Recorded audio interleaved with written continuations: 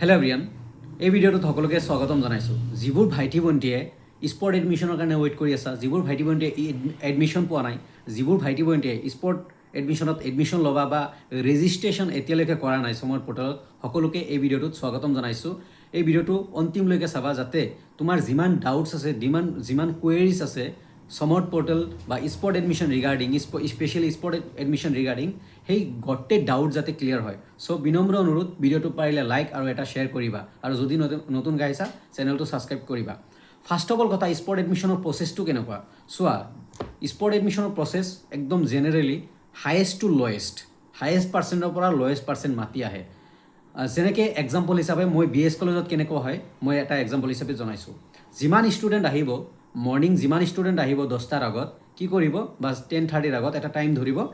সেই সময়ত যিমান ষ্টুডেণ্ট আহিব, সেই সব ষ্টুডেণ্টৰে ফৰ্ম লোৱা হ'ব, ডিপাৰ্টমেণ্ট ৱাইজ ফৰ্ম লোৱা হ'ব, ফৰ্ম ছাবমিট লোৱা হ'ব। আৰু এটা কথা কৈ দিছোঁ, যদি তোমাৰ মেজৰ চেঞ্জ কৰিব লাগে, তুমি পলিটিকেল ছায়েন্স আৰু এডুকেশ্যন মেজৰলৈ চুইচ কৰিবা, দেন তুমি সেই সময়ত কৰি ল'বা। তোমাৰ ফৰ্ম ছাবমিট ল'ব আৰু ফৰ্মৰ ওপৰত এডুকেশ্যন, পলিটিকেল ছায়েন্স এনেকুৱা লিখিব। তাৰে পিছত ডিপাৰ্টমেণ্টৰ হায়েষ্টৰ পৰা লয়েষ্টলৈকে মাতি আহিব, তোমাৰ হায়েষ্ট পাৰ্চেণ্টৰ পৰা লয়েষ্ট পাৰ্চেণ্ট। যিমান ছিট থাকিব সিমান কেইজন ষ্টুডেণ্টক 100% এডমিশ্যন দিব। যিমান কেইখন ছিট থাকিব সিমান কেইজন ষ্টুডেণ্টক 100% এডমিশ্যন দিব, হায়েষ্টৰ পৰা লয়েষ্টলৈকে। প্ৰথমত ছাবমিট মেক্সিমাম কলেজত প্ৰথমত ছাবমিট লয়, তাৰে পিছত স্পেচিয়েলি BS কলেজ কৈছোঁ, BS কলেজত ছাবমিট লয়। চ' প্ৰথমত ছাবমিট ল'ব, আৰু সেই ছাবমিটত যদি কাৰোবাৰ মেজৰ চেঞ্জ কৰিবলগীয়া আছে, যে তুমি পলিটিকেল ছাবজেক্টৰ পলিটিকেল ছায়েন্সত নোলোৱা, তুমি এডুকেশ্যনত ল'বা বা বেলেগ ডিপাৰ্টমেণ্টত ল'বা, দেন তুমি তেতিয়া কৰিব পাৰিবা। আৰু সেই অথৰিটিটো ডাইৰেক্টৰ অফ হায়াৰ এডুকেশ্যনে বা সমৰ্থ পৰ্টেলে কলেজৰ যিখিনি সমৰ্থ পৰ্টেল বা কলেজৰ যিটো সমৰ্থ ৱেবছাইট তাক দি থৈছে। চ' তোমালোকে সেইটো চুইচ কৰিব পাৰিবা, চেঞ্জ কৰিব পাৰিবা। অ'কে, চ' প্ৰথম কথাটো হ'ল যে হায়েষ্টৰ পৰা লয়েষ্টলৈকে তোমালোকক মাতিব, যিমান ছিট থাকিব সিমান ষ্টুডেণ্টক দিবলৈ চেষ্টা কৰিব ডিপাৰ্টমেণ্ট ৱাইজ। আৰু এনেকুৱাও হয় যে ছাপ'জ পলিটিকেল ছায়েন্সত ছিট খতম হৈ গৈছে, দেন পলিটিকেল ছায়েন্সৰ ষ্টুডেণ্টে মানে এডুকেশ্যনত ষ্টুডেণ্ট নাই, এডুকেশ্যনত ছিট আছে বাট ষ্টুডেণ্ট নাই, দেন তেতিয়া ডাইৰেক্ট ক'ব যে এডুকেশ্যনত ছিট আছে, যদি বেলেগ ডিপাৰ্টমেণ্টৰ ষ্টুডেণ্টে ল'ব খোজা দেন ল'ব পাৰা, সেনেকুৱাও এনাউন্স কৰে। চ' হায়েষ্টৰ পৰা লয়েষ্ট। তাৰপিছত যে মেজৰ চেঞ্জটো ক'লোঁ, তোমালোকে অনাৰ্ছ বা মেজৰ তোমালোকে চেঞ্জ কৰিব পাৰিবা, যদি তাতে লিখিব ডাইৰেক্ট তোমাৰ ফৰ্মখনত, সমৰ্থৰ যিটো ফৰ্ম লৈ যাবা, তোমালোকৰ তাতে লিখিব যে তোমালোকৰ পলিটিকেল ছায়েন্স নালাগে, এডুকেশ্যন লাগে, এক্সাম্পল হিচাপে লৈছোঁ। তাৰপিছত ফ্ৰী এডমিশ্যন, য়েছ, সমৰ্থ পৰ্টেল স্পৰ্ট এডমিশ্যনতো ফ্ৰী এডমিশ্যন হ'ব। তোমালোকে বহুত ষ্টুডেণ্টে কৈ আছা, দাদা আমি কিমান পে' কৰিব লাগিব, কিমান টকা দিব লাগিব স্পৰ্ট এডমিশ্যনৰ কাৰণে। নাই, তোমাৰ যদি ৰেচন কাৰ্ড আছে, তোমাৰ যদি ইনকাম চাৰ্টিফিকেট আছে, তুমি 100% ফ্ৰী এডমিশ্যন পাবা। তোমাৰ যদি ৰেচন কাৰ্ড আছে, তোমাৰ যদি ইনকাম চাৰ্টিফিকেট আছে, আৰু ইনকাম চাৰ্টিফিকেটত বিল' 4 লাখ আছে, দেন তুমি 100% পাবা। যদি কোনোবাৰ মা দেউতাই গভমেণ্ট জব কৰে, চেণ্ট্ৰেলত জব কৰে, দেন সিহঁতৰ ফ্ৰী এডমিশ্যন হয়, কাৰণ অভিয়াছলি সিহঁতৰ ইনকাম চাৰ্টিফিকেটত হাই গুচি যাব, ৰেচন কাৰ্ড নাই। গভমেণ্ট যিসকল জব কৰে সিহঁতৰ ৰেচন কাৰ্ড নাই, দেন ইনকাম অভিয়াছলি হাই গুচি যাব। চ' 4 লাখৰ তলত হ'লে তোমালোকে 100% ফ্ৰী এডমিশ্যন পাবা। এতিয়া গেপ চাৰ্টিফিকেটত ফ্ৰী এডমিশ্যন দিবনে নাই? যিবোৰ ষ্টুডেণ্টৰ গেপ আছে, তোমালোকৰ গেপ চাৰ্টিফিকেট লাগিব, মেণ্ডেটৰী। যদি গেপ আছে, HSৰ পিছত গেপ দিছা, 1 বছৰ 2 বছৰ কোচিং কৰিছা, কিবা কৰিছা, ঘৰত বহি আছিলা, যদি গেপ দিছা, দেন গেপ চাৰ্টিফিকেট লাগিব। আৰু গেপ চাৰ্টিফিকেটৰ গেপ থকা ষ্টুডেণ্টক ফ্ৰী এডমিশ্যন দিব নাই? এইটো এটা ডাঙৰ কুৱেশ্যন, মেক্সিমাম কুৱেশ্যন আহিছে মোৰ। চ' কিছুমান কলেজত, ব্ৰাদাৰ্ছ এণ্ড ছিষ্টাৰ, কিছুমান কলেজত মেক্সিমাম কলেজত গেপ থকা ষ্টুডেণ্টক ফ্ৰী এডমিশ্যন নিদিয়ে। কিছুমান কলেজত ফ্ৰী দিয়ে, বাট মেক্সিমাম কলেজত নিদিয়ে। গেপ থকা ষ্টুডেণ্টক মেক্সিমাম কলেজত ফ্ৰী এডমিশ্যন নিদিয়ে। লাষ্ট ইয়েৰ এনেকুৱা হৈছিলে। চ' এইবাৰো মেবি সেনেকুৱা হ'ব। চ' যিবোৰ ষ্টুডেণ্টে এডমিশ্যন লৈছে, তোমালোকৰ লগৰবোৰে যিবোৰ ষ্টুডেণ্ট গেপ থকা এডমিশ্যন লৈছে, প্লিজ কাইণ্ডলি সিহঁতক এবাৰ সুধিবা যে পে'মেণ্ট কৰিব লগা হৈছে নে নাই। কিন্তু মেক্সিমাম কলেজে লয়, আৰু কিছুমান কলেজে ফ্ৰীতে দিয়ে। অ'কে, চ' গেপ চাৰ্টিফিকেট লাগিব, ফ্ৰী এণ্ড দুয়োটাই আছে। এতিয়া কলেজ ৱাইজ মানে ভেৰিয়েশ্যনটো হয়, এইটো মানে যাৰ কথা আৰু, বাট ইয়াতে তুমি একো ক'ব নোৱাৰা।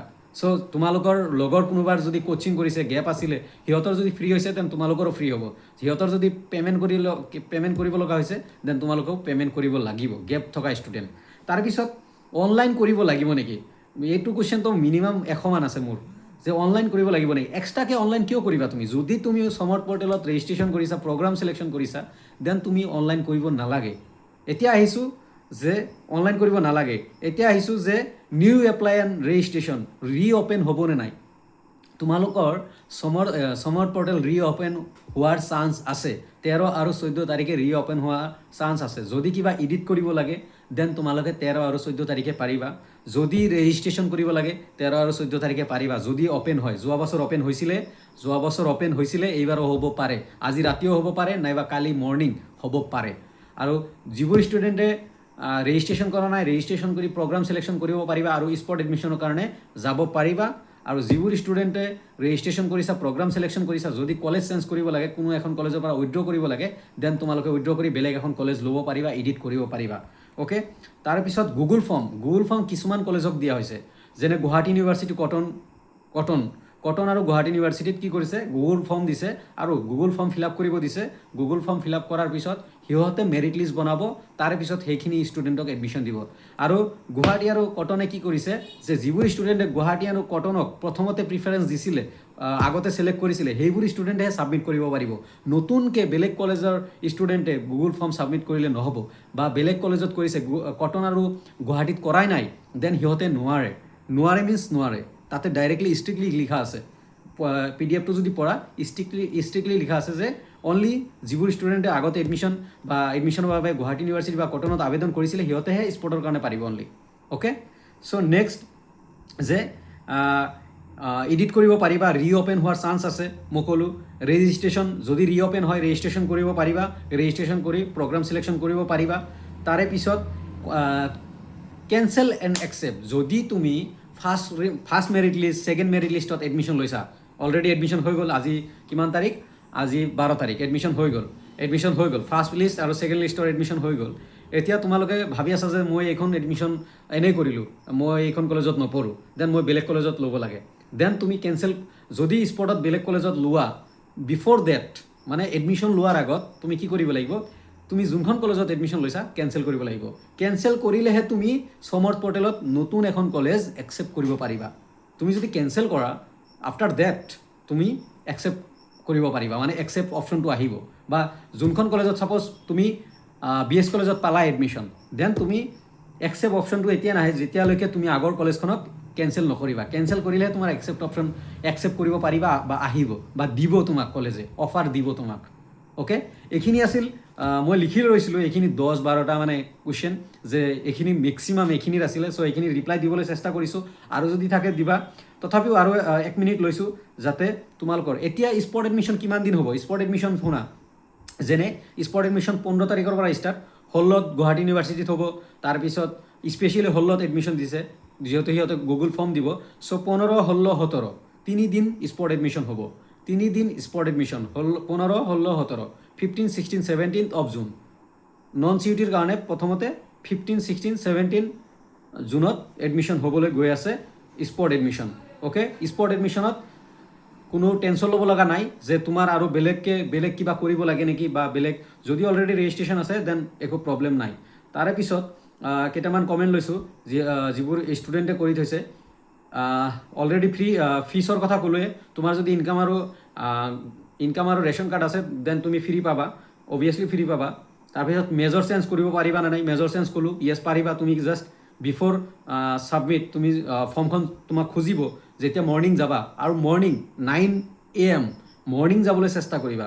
যিমান ষ্টুডেণ্টে চাই আছা প্লিজ মই কাইণ্ডলি ৰিকুৱেষ্ট কৰিছোঁ তোমালোকে মৰ্ণিঙতে যাবলৈ চেষ্টা কৰিবা। আৰু মৰ্ণিঙতে ছাবমিট যেতিয়া ল'ব, যদি মেজৰ চেঞ্জ কৰিব লাগে দেন এডমিশ্যন পেনেলত যিখিনি মানুহ থাকিব সেই মানুহখিনিক ক'বা যে ছাৰ মই পলিটিকেল নলওঁ, মই হিষ্ট্ৰী ল'ম, মই ইকনমিক্স ল'ম, মই জিঅ'লজি নলওঁ, মই বটানী ল'ম, ছাৰ মোৰ বটানী কৰি দিয়ক। দেন অভিয়াছলি সিহঁতে সেই এডমিশ্যন পেনেলে কৰিব, নিশ্চয় কৰিব। অ'কে, তাৰপিছত কিছুমান কমেণ্ট লৈছোঁ কেইটামান, যে লাষ্ট ইয়াৰ এডমিশ্যন লৈছিলোঁ দেন তুমি এইবাৰ এডমিশ্যন ল'ব পাৰিবা নে নাই।